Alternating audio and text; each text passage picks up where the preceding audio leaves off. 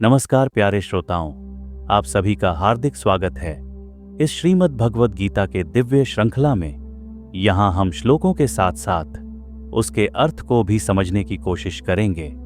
यह केवल एक ग्रंथ नहीं बल्कि जीवन जीने की कला है, भगवान श्री कृष्ण के अमृत वचनों से सुसज्जित, जो आज भी हमें हर परिस्थिति में मार्ग दिखाते हैं। आज हम सुन रहे हैं पहला अध्याय का श्लोक 3, 4 और 5, अर्जुन विषाद योग। यह अध्याय हमें एक महत्वपूर्ण जीवन संदेश देता है। जब जीवन के युद्ध में मन डगमगाए तब भगवान की शरण लें। आइए शुद्ध हृदय से इस अध्याय का श्रवण करें और श्री कृष्ण की वाणी से अपना आत्मबल जागृत करें। तीसरा श्लोक है, पश्यैतां पांडुपुत्राणामाचार्य महतीयं चमूम व्यूढ़ां द्रुपदपुत्रेण तव शिष्येण धीमता, अर्थात हे आचार्य, पांडवों की इस विशाल सेना को देखिए जो कि आपके ही शिष्य बुद्धिमान द्रुपद पुत्र धृष्टद्युम्न द्वारा व्यवस्थित की गई है। यह श्लोक भगवद गीता के पहले अध्याय अर्जुन विषाद योग का तीसरा श्लोक है, जिसे कौरवों के पक्ष से धृतराष्ट्र का पुत्र दुर्योधन कहता है। वो यह बात अपने गुरु द्रोणाचार्य से कह रहा है। आइए इसे श्लोक, शब्दार्थ, हिंदी अर्थ, भावार्थ को और गहराई से समझते हैं। इस श्लोक में दुर्योधन, जो कि कौरवों का सेनापति है, अपने गुरु द्रोणाचार्य के सामने पांडवों की सेना की ओर इशारा करते हुए एक विशेष बात कहता है। वह कहता है कि पांडवों की सेना बहुत विशाल और संगठित है। यह सेना उस व्यक्ति ने व्यवस्थित की है जो स्वयं द्रोणाचार्य का शिष्य है, धृष्टद्युम्न, जो राजा द्रुपद का पुत्र है। यह बात महत्वपूर्ण क्यों है? द्रोणाचार्य और द्रुपद के बीच पुराना बैर था। द्रोण ने द्रुपद को हराकर अपमानित किया था। द्रुपद ने बदला लेने के लिए यज्ञ किया और धृष्टद्युम्न का जन्म हुआ, जिसकी नियति ही द्रोणाचार्य का वध करना था। अब वही धृष्टद्युम्न पांडवों की सेना का सेनापति है और द्रोणाचार्य का शिष्य भी है। दुर्योधन का उद्देश्य क्या है? यह श्लोक केवल सूचना देने के लिए नहीं है, यह एक मनोवैज्ञानिक चाल है। दुर्योधन गुरु द्रोण को याद दिला रहा है कि आपके ही शिष्य ने अब आपके विरोध में सेना तैयार की है। वह शायद द्रोणाचार्य की भावनाओं को भड़काना चाहता है, या तो उनका मनोबल गिराना या क्रोध जगाना, ताकि वे ज्यादा उत्साह से युद्ध करें। जीवन में कभी कभी हमारे अपने द्वारा सिखाए गए लोग भी हमारे सामने प्रतिद्वंद्वी बनकर खड़े हो सकते हैं। परिपक्वता यही है कि हम परिस्थितियों को भावनाओं से नहीं, विवेक से देखें। विरोधियों की शक्ति को पहचानना कमजोरी नहीं बल्कि युद्ध की तैयारी का पहला चरण है। कभी कभी हमें सम्मानपूर्वक विरोध को देखना होता है ताकि हम जान सकें कि सामने वाला कितनी तैयारी से आया है और हमें कितनी सजगता रखनी है। श्लोक 4, अत्र शूरा महेश्वासा भीमार्जुन समायुद्धि युयुद्धानो विराटश्च द्रुपदश्च महारथा, अर्थात यहाँ पांडव पक्ष में भीम और अर्जुन के समान युद्ध में प्रवीण महान धनुषधारी वीर योद्धा हैं, जैसे युयुद्धान, विराट और महारथी द्रुपद। यह युद्ध के प्रारंभ में दुर्योधन द्वारा बोले गए उन वचनों का हिस्सा है जो वह अपने गुरु द्रोणाचार्य से कह रहा है। यह श्लोक भी युद्ध के मनोवैज्ञानिक पक्ष को उजागर करता है। इस श्लोक में दुर्योधन द्रोणाचार्य को यह बताने की कोशिश कर रहा है कि पांडवों की सेना में सिर्फ भीम और अर्जुन ही नहीं बल्कि उनके अलावा भी कई शक्तिशाली योद्धा मौजूद हैं।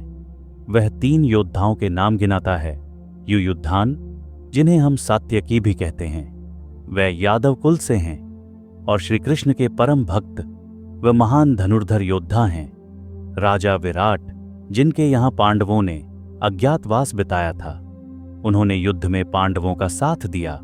राजा द्रुपद, धृष्टद्युम्न और द्रौपदी के पिता, एक महारथी जिनके यज्ञ से धृष्टद्युम्न का जन्म हुआ। दुर्योधन की मंशा क्या है? यह केवल शौर्य वर्णन नहीं है बल्कि एक छुपा हुआ डर और रणनीति है। वह गुरु द्रोण को सावधान करना चाहता है कि यह कोई आसान युद्ध नहीं होगा। वह अपने पक्ष की तुलना में पांडव पक्ष की ताकत को उजागर कर रहा है ताकि उसकी सेना गंभीरता से तैयार हो। लेकिन इसके पीछे एक हल्का भय या चिंता भी झलकती है, क्योंकि वह बार बार पांडव पक्ष की वीरता का जिक्र कर रहा है। सही संगति और योग्य साथी हमारे जीवन में बड़ी ताकत बन जाते हैं। बिल्कुल सही भावार्थ है। इस श्लोक से यह सीख मिलती है कि अकेले वीरता काफी नहीं होती, टीम भी मजबूत होनी चाहिए। पांडवों के साथ ऐसे योद्धा हैं जो खुद महारथी हैं, यानी अकेले भी हजारों से लड़ सकते हैं। यह दिखाता है कि आपके साथ कौन खड़ा है, यह उतना ही मायने रखता है जितना कि आप कौन हैं। जब आप जीवन के युद्ध में उतरें तो अपने साथ सही लोग रखें, वे लोग जो आपकी सोच, मूल्यों और उद्देश्य को समझते हों। चाहे परीक्षा हो, करियर हो या जीवन का कोई निर्णय, एक अच्छी टीम, एक अच्छा मित्र, एक अच्छा मार्गदर्शक आपकी शक्ति बन सकता है।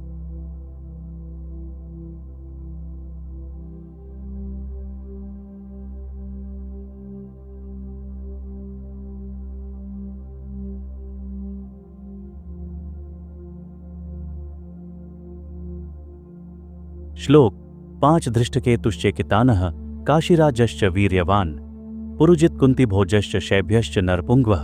अर्थात पांडवों की सेना में पराक्रमी धृष्टकेतु, चेकितान, वीर्यवान काशीराज, पुरुजित, कुंतीभोज तथा नरश्रेष्ठ शैभ्य जैसे योद्धा भी शामिल हैं। यह श्लोक श्रीमद्भगवद गीता के अध्याय 1 अर्जुन विषाद योग का 5वां श्लोक है।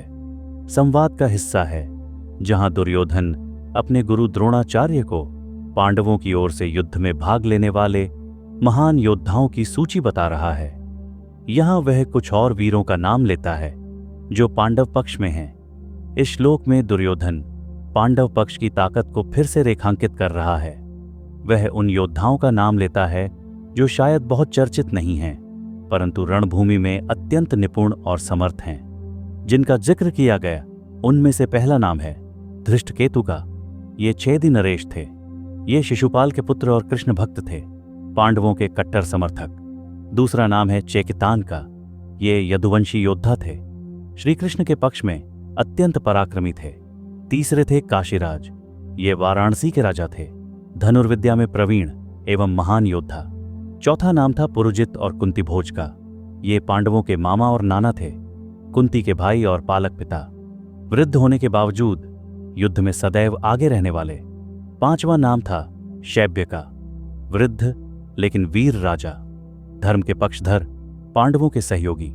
लेकिन यहां दुर्योधन की मंशा क्या है? वो ये सब नाम क्यों ले रहा है? दुर्योधन एक एक करके पांडवों की सेना के प्रमुख योद्धाओं को गिना रहा है ताकि द्रोणाचार्य को युद्ध की गंभीरता का एहसास हो सके। वह यह दर्शा सके कि यह युद्ध सिर्फ 5 भाइयों का नहीं, बल्कि उनके साथ खड़े शूरवीरों की एक विशाल शक्ति का है। कौरव सेना सतर्क रहे। असल जीवन में भी सिर्फ एक नायक से युद्ध नहीं होता, उसके साथ खड़ी सेना और संगति भी मायने रखती है। यह श्लोक हमें सिखाता है कि हर व्यक्ति अकेले नहीं जीत सकता। उसके साथ जुड़ी टीम, परिवार, शुभचिंतक ही उसकी असली ताकत होते हैं। पांडवों की शक्ति केवल अर्जुन या भीम नहीं है, बल्कि वे सारे लोग हैं जो धर्म और न्याय के लिए उनके साथ खड़े हैं। योग्य सहयोगी और नैतिक समर्थन से किसी भी कठिनाई का सामना किया जा सकता है। आज के लिए इतना ही मेरे प्यारे मित्रों।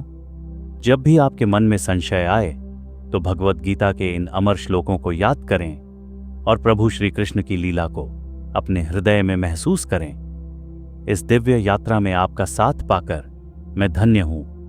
कृपया इस ज्ञान को दूसरों तक पहुंचाने का प्रयास करें ताकि वे भी अपने जीवन को सच्चाई और धर्म के प्रकाश से आलोकित कर सकें। हमारे चैनल पर पूरी गीता को आप सुन सकेंगे। कृपया चैनल को सब्सक्राइब करें और गीता ज्ञान को अपने पारिवारिक व्हाट्सएप ग्रुप में शेयर जरूर करें ताकि इसका प्रचार प्रसार हो सके। कृपया चैनल को सब्सक्राइब करके वीडियो को लाइक जरूर करें। भगवान की कृपा सदैव आपके ऊपर बनी रहे। जय श्री कृष्ण। जय भगवद गीता।